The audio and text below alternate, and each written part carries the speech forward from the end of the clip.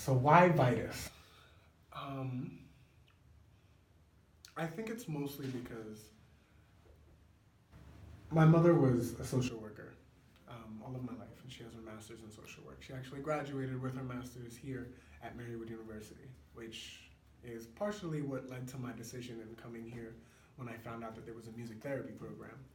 I've been around that type of clinical environment all of my life and that way of helping people through mom, living vicariously through her as a child. I used to sit in classes with her inside of there, and she has explained to me that when she was working with hospice care, it was the most rewarding but the most draining of any of the populations that she's ever worked with. Now, her master's is as a concentration in adolescence and family oriented counseling and therapy. Um, but she has told me stories about the amount of life that the individuals in hospice sometimes carry with them. That there's a possibility for individuals in hospice to have a better outlook on life than those individuals that are going to be living for years and years to come still. With myself, I've always found that very difficult topic to think about, at least when I was younger. Now that I've matured and I'm a senior working with as many populations as I've worked with, it's inevitable. There's life and there's death. Energy begins and energy is passed by, and it is given back. And especially through my faith, it's not something that I fear. My faith in God has allowed me to. And what I have read through Vitas, it correlates with what I've found in myself. Um, my morals, my goals, my aspirations, the type of the standard that I want to hold myself up to is what I've been able to read, at least from the workers, the patients.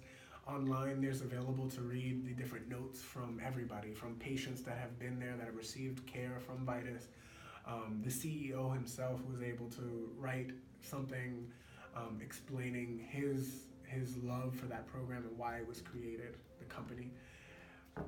And it all correlates. It's congruent with what I want in my life. And I think that this internship, because I've had multiple that I've looked at, I feel that this internship will give me the most overround, being able to work in a hospital setting, being able to work in home therapy with clients, working with their families in bereavement, working on getting the experience to be able to deal with death hands-on and be able to cope with it and understand, but also having that support system that I can go to if I ever feel ever overwhelmed. Um, that all is what I'm looking for in an internship, because I want to learn the most that I possibly can. I want my paperwork to be um, very congruent with medical terminology. I want to be able to learn how to make my paperwork and what I observe and what I see in private practice later on. I want it to look very similar to charts and the way doctors write and the way other therapists write. And I want to learn how to do that. And I feel that Vitas, this internship can give me that.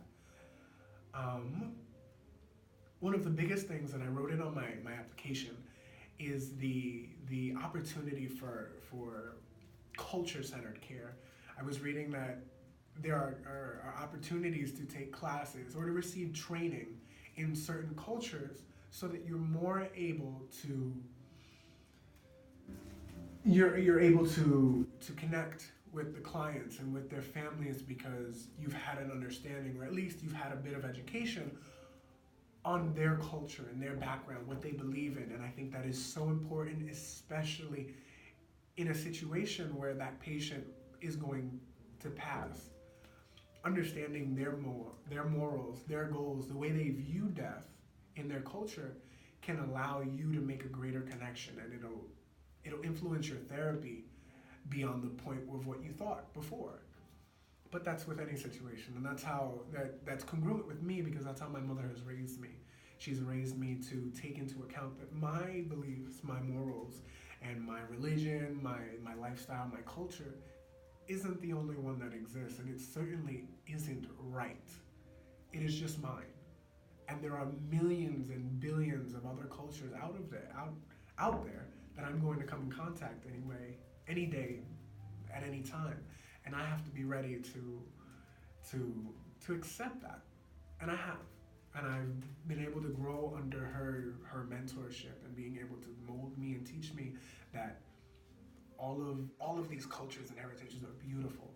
One of the biggest things that really pulled me towards that culture-centered care is because I know with a lot of cultures, hospice isn't even known. The possibility and the opportunity to receive hospice care isn't even known, especially in a Latino culture.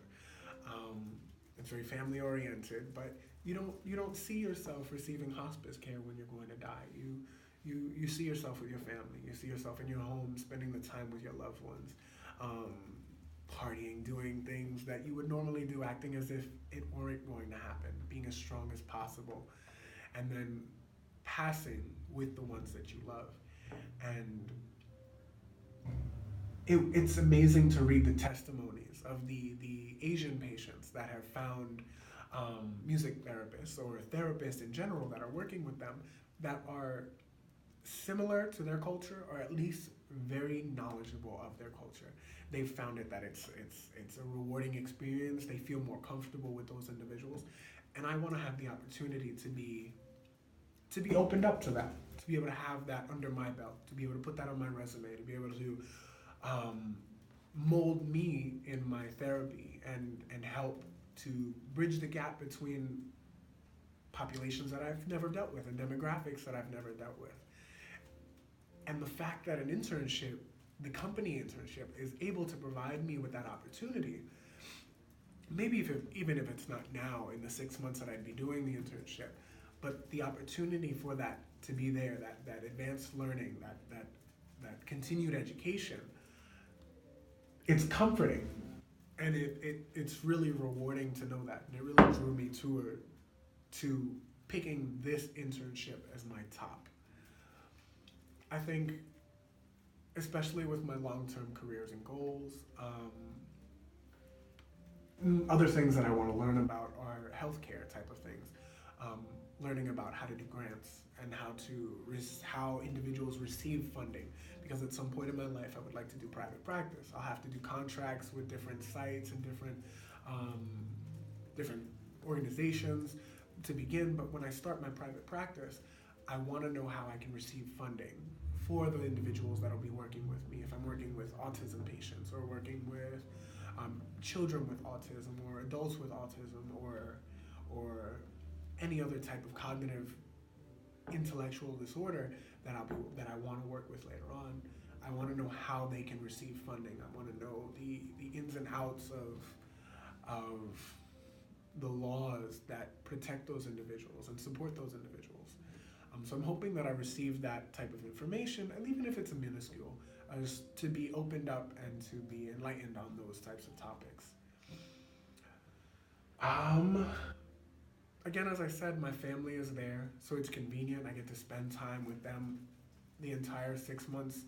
I was a little scared to do an internship that would be far away from family or far away from people that I love, because I'm, as I said, being of a Latino culture, I'm very family oriented, and having that support system there would be essential to my success at any internship. So having them so close and so much family in that area would just make the experience even better. Because especially if I'm dealing with hospice and it becomes overwhelming, I have my family there to speak to comfort me, to pat me on the back. Whereas if I were going to Arizona or to a different state and I don't have any family there, I'm on my own, and it would be that much tougher. But yeah, I hope that you like everything that you've seen. I hope that you read into the recommendation letters, because they speak monuments of what those professors think of me and how the way they see me. They've seen me for what it'd be 4 years now, and they made me cry. when I read them, most of them made me cry because I, you just don't expect to have kind words like that when you're just doing what you're supposed to be doing. And especially the ones that have seen me through the beginning of this, because they saw that I came in a little lackadaisical and I probably wasn't serious about the program. But I am now, and I think they see that. And I hope that I receive the opportunity to be able to use and show you and your team how I can benefit, or how you can benefit from having me as an intern. I look forward to hearing from you soon. Again, I thank you for the opportunity, and again, I hope to meet you in person. Take care. Bye-bye.